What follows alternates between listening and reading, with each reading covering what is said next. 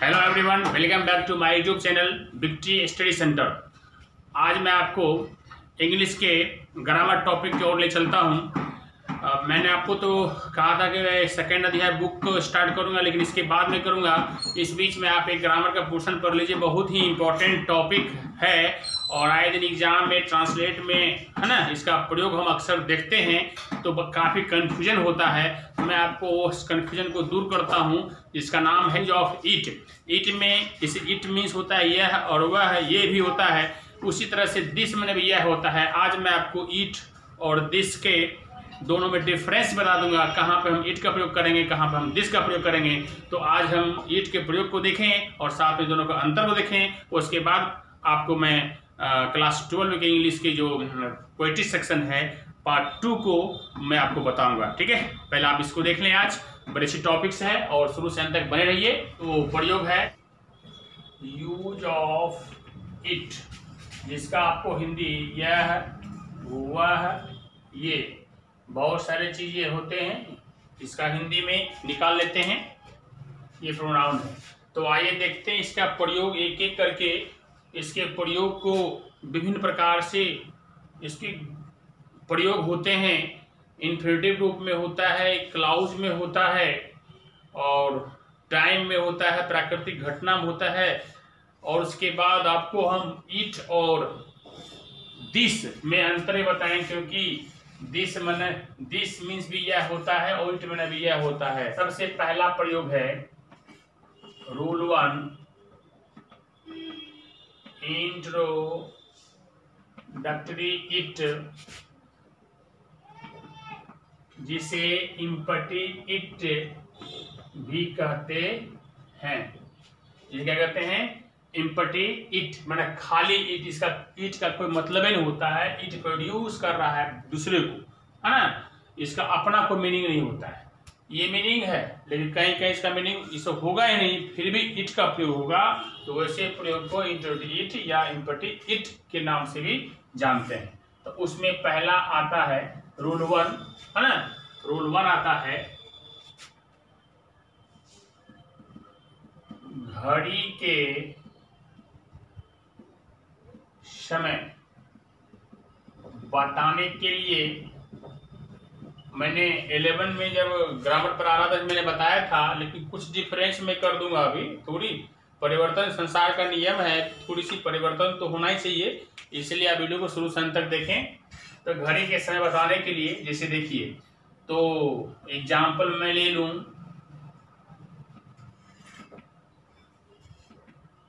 It is 4 o'clock, इस तरह 7 o'clock, है ना।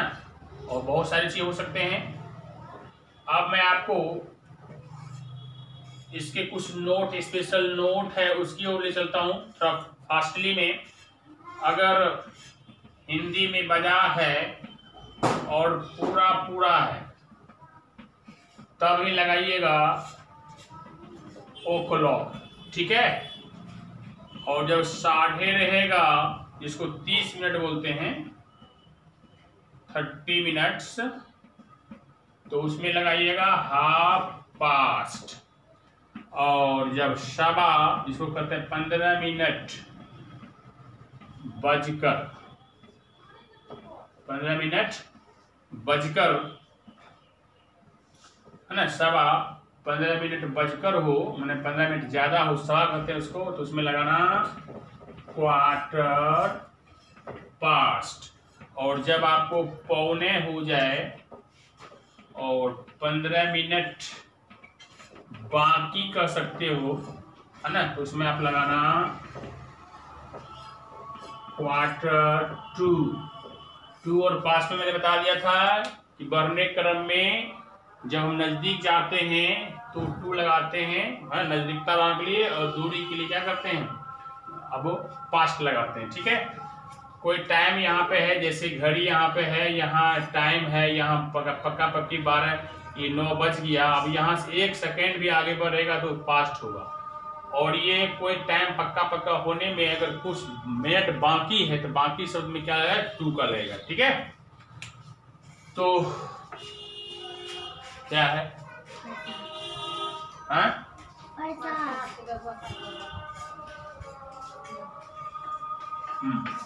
लो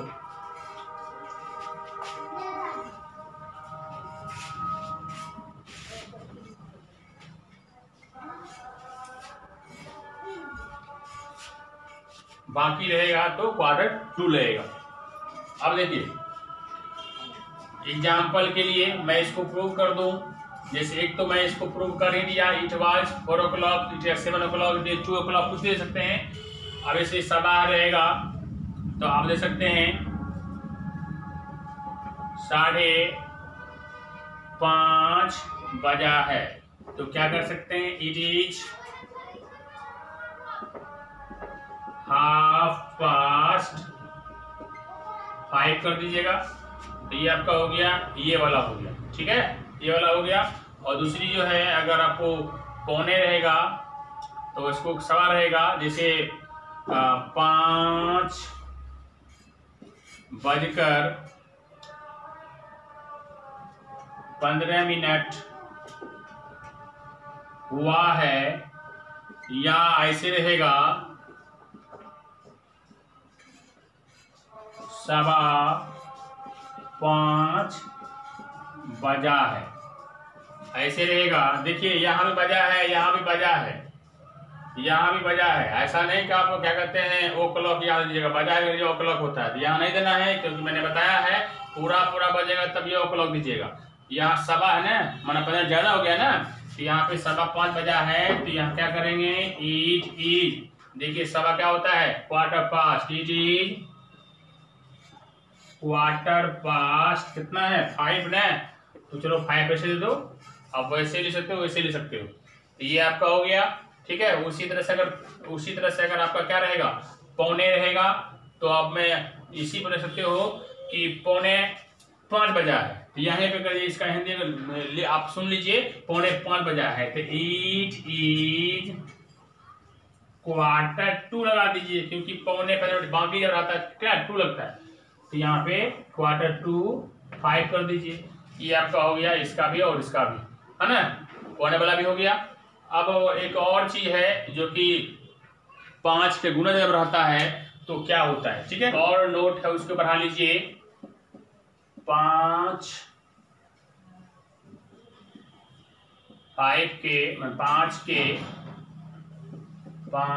के गुणज रहने पर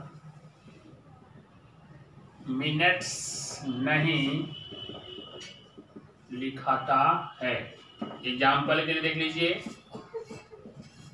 5:05 हुआ है, यहाँ क्या कर सकते हो, टाइम है तो क्या लगेगा, इट इज लगेगा ना, इट इज 5:05 हुआ है, तो 5 का खराब तो 5 आता है ना, तो इट इज 5 यहाँ होगा, मिनट है, मिनट नहीं लिखा है, क्योंकि 5 मिनट जो आएगा उसमें मिनट नहीं लिखा है। इट इज 5 और बेसी हो गया ना, 5 बजकर ज्यादा हो गया 5 मिनट, तो बेसी पास लगता है, ठीक है।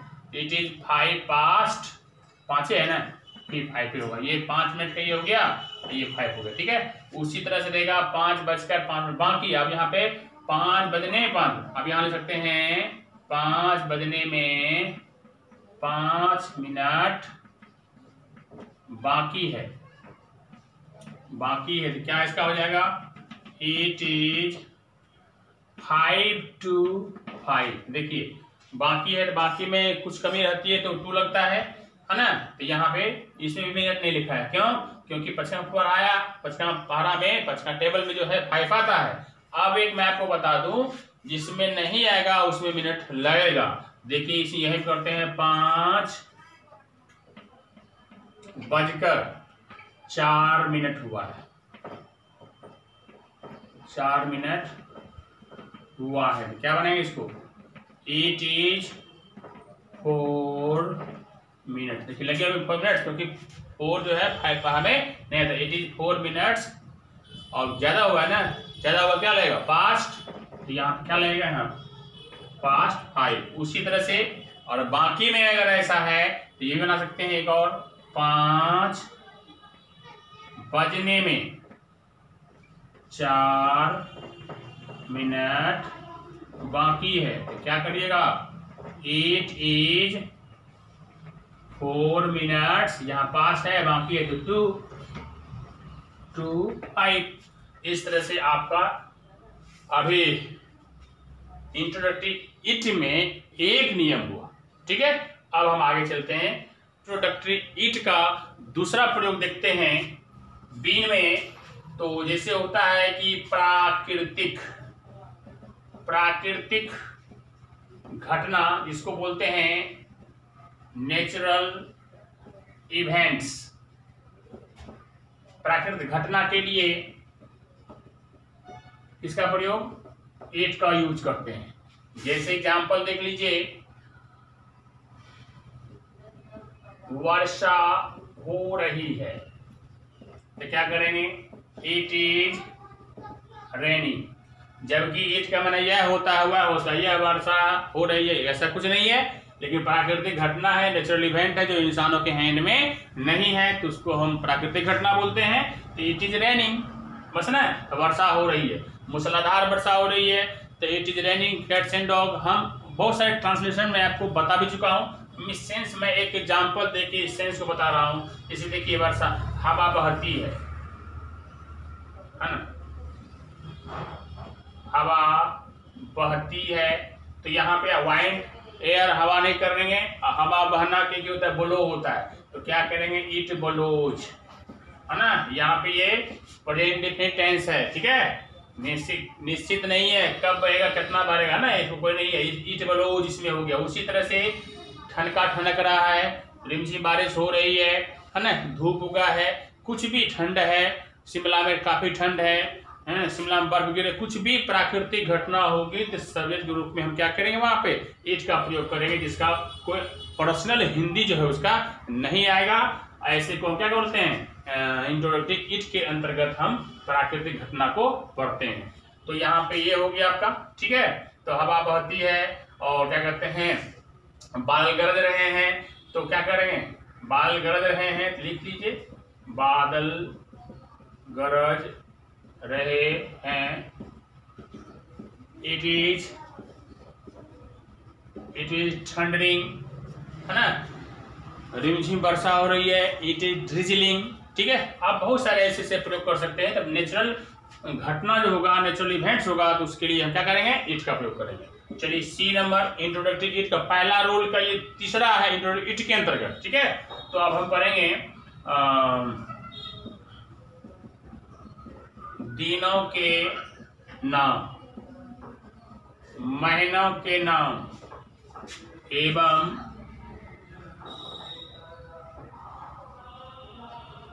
दिनों के नाम, महीनों के नाम,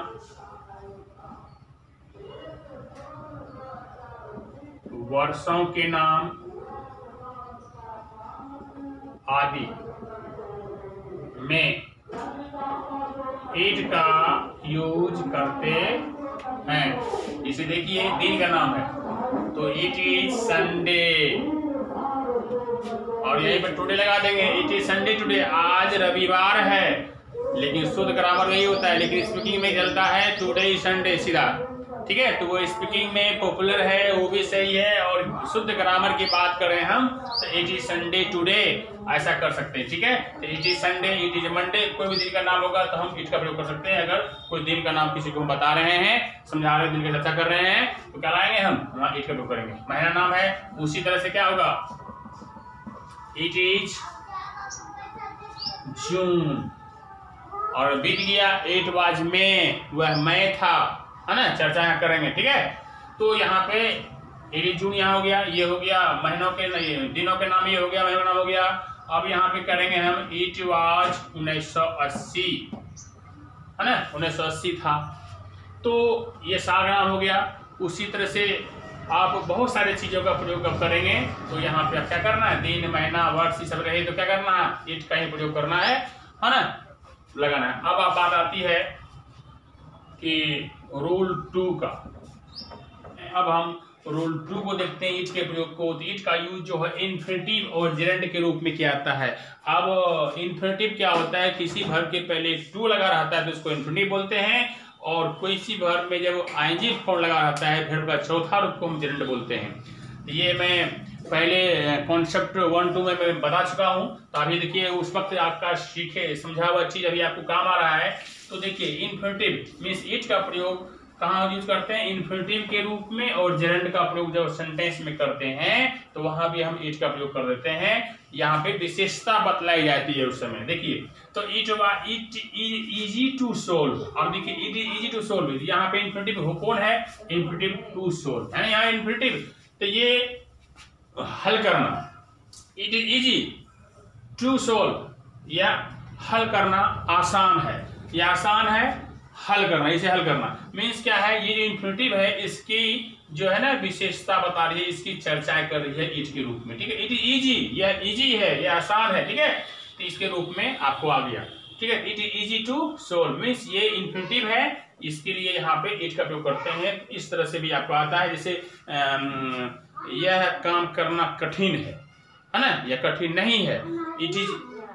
it is not difficult to discuss is solve it, कुछ भी आप प्रयोग कर सकते हैं। तो इसके पहले भी प्रयोग में मैंने आपको बताया था, इसका अलग अलग एग्जाम्पल मैंने दिया था जो कि क्लास में बता चुका हूँ। ठीक है, तो आप बहुत सारे प्रयोग को देखेंगे मीन्स इन्फिनिटिव के रूप में भी इट का प्रयोग होता है। और दूसरा है जेरेंड। जेरेंड क्या होता है, इसमें आईएनजी लगा होता है। जैसे देखिए कि it is no use of crime, इसको ध्यान समझिएगा, it is no use of crime, रोने का बात नहीं है, रोने का नहीं है।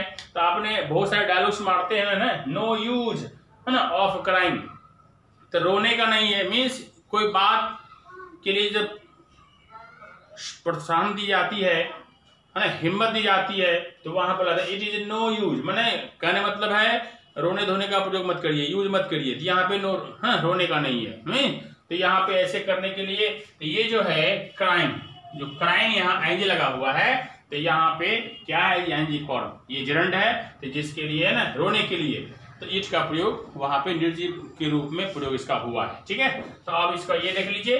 अब जो है रूल 3 जो है, इसको ध्यान से देखिएगा, सब्जेक्ट के रूप में मैंने इट का प्रयोग सब्जेक्ट के रूप में करते हैं कब, जब नाउन और प्रोनाउन को एम्फेसिस मैंने जोरदार जोर डाला, नाउन प्रोनाउन पे जोर डाला जाता है, तब हम इट का प्रयोग तब भी करते हैं। जैसे देखिए इट वाज ही, वह था, वह वही था जो है ना, देखो हु मैंने जो यहाँ पर है, हु हेल्प्ड यू यस्टरडे, जो तुम्हारी कल मदद की थी, है ना, यह वही था, है ना, यह वही है ना, यह या वह था, वही था, है ना, जो तुम्हारी कल मदद की थी।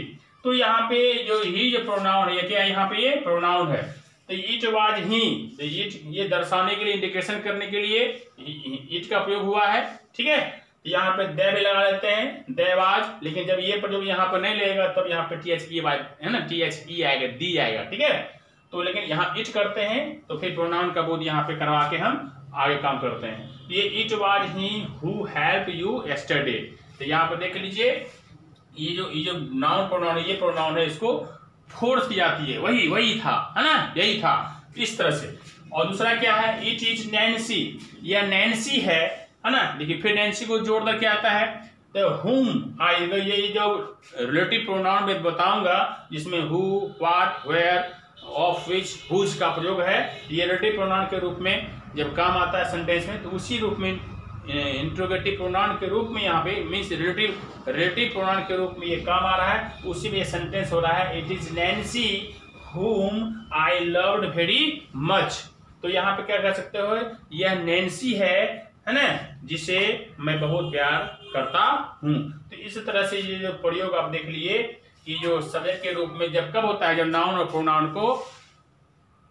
पर जोड़ डाला जाता है, तब भी हम इट का प्रयोग कर सकते हैं। ठीक है, तो अब आगे और भी है, इसको आगे देखते हैं, पहले इसको स्क्रीनशॉट ले लीजिए। अभी तक आपने इट के प्रयोग को देखा, अब मैं आपको इट और दिस में अंतर बताता हूं, कब किसका प्रयोग होता है, क्योंकि शुरुआती वीडियो में आज मैंने बताया था कि दोनों इट और दिस में अंतर क्या होता है, कहाँ पर किसका प्रयोग करते हैं, उसको मैंने कहा था। तो चलो उसी तरह जब मैंने कहा तो बताना जरूरी पड़ेगा, तो मैं आपको अब इट और दिस में क्या अंतर है उसको देख लेते हैं बाकी जो मैंने आपको रूल्स बताया इट का प्रयोग है ना, मोस्टली जहाँ जहाँ प्रयोग होता है मैंने उसको बता दिया। इसके अलावा भी और टिपिकल रूल्स हैं जो कंपटीशन में काफ़ी काम आता है। आप उस कंपटीशन के स्पेशली क्लास अगर करोगे तो उसमें और डीप जाके मैं आपको बता सकता हूँ इट का प्रयोग, ठीक है। तो अभी बेसिक से भी ज़्यादा मैं आपको दे दिया ताकि 11-12 में काफ़ी कभी दिक्कतें नहीं होगी।